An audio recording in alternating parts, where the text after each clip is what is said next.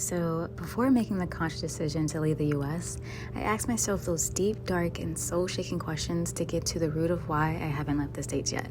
I came to the realization that it was due to trauma wounds/bonds related to the false perceptions that if I quote-unquote leave my hometown, I will lose relationships with my loved ones, or I'm not ready to live in a foreign country yet, or creative opportunities won't be accessible to me if I live in a foreign country, and all that yada yada. The divine message came through and slapped me right on the cheek and said, "Beloved, you have the power to create your dream lifestyle." And I was like, oh, yep, you're right. I needed to trust the callings in my intuition to embrace and start this new journey that feels right and in alignment. Since starting this journey, my inner child has been so freaking happy and came out more to play and be vibrant and just so trustworthy in my new journey.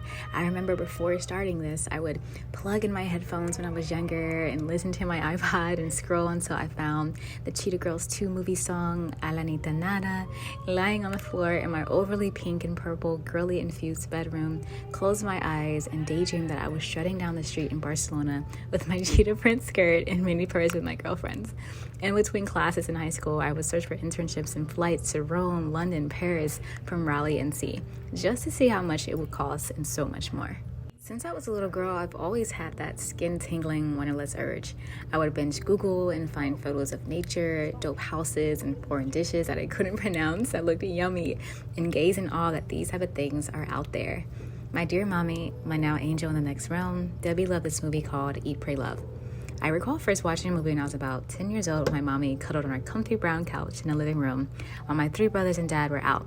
Hashtag spoiler alert, the scenes where the main character traveled to Italy and experienced a major spiritual awakening in Bali.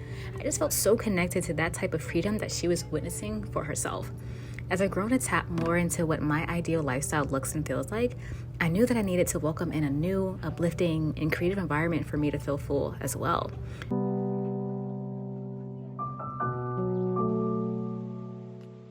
So before diving right into my expat journey, I remember sitting in a co-working space in downtown Raleigh, working on client work for my business, Soko Moda, and I asked myself, well, why can't I do exactly what I'm doing here in this swirly chair, surrounded by people in suits, heels, and full conversations, when I can be laying on a beach with my little two-piece and coconut surrounded by a body of water like a like-minded folk.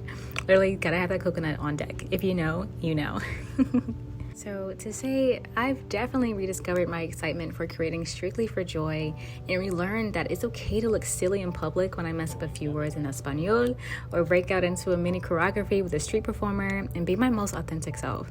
The natives here of where I'm living in Mexico and Central America in general wrapped me in an unconditional hug of acceptance, love, and laughter. To be able to witness their magic of so many artists here in their element has inspired me to let loose and release my passions in my art without filters or procrastination.